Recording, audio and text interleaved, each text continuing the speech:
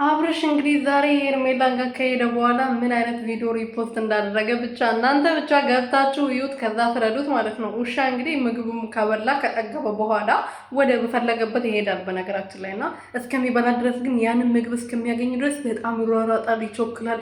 እጃችሁ ላይ ራሱ ቢኖር ከናንተ እጅ መጭቆ ለማብላት የማደርገው ነገር የለም። እና አብርሃም ዛሬ ሪፖስት ያደረገው እንግዲህ ለሰውየው ያወራው ልክ እንደዚህ ነው።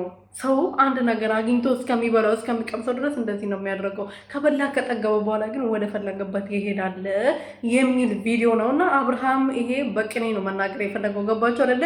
እኔ የምፈልገውን ነገር ለማግኘት ልክ እንደዚህ ውሻ እስከማገኘው ድረስ እሯሯጣለሁ፣ የትም እገባለሁ። ካገኘው በኋላ ግን ከጠገብኩ በኋላ ወደ ፈለኩበት እሄዳለሁ ብሎ ተናግሯል። እንግዲህ በቅኔ መናገሩ ነው ሪፖስት ያደረገው አይደል?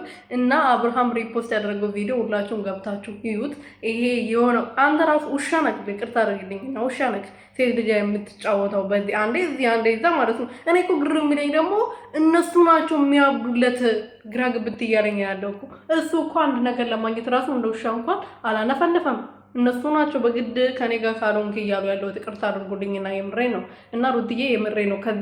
ከዚህ ሰውዬ ራቄ፣ ራስሽን አስከብሪ፣ ልጅሽን አስከብሪ። ለልጅሽ ነገ ይሄ ቪዲዮ ሲያዩ ምን አይነት ስሜት እንደሚሰማው እኔ አላውቅም። እናንተ ተወጡት። ስራ እንደሆነ እናውቃለን፣ ግን ሚዲያ ላይ ያለው ነገር ደግሞ መቼም ጠፍቶ አይጠፋም።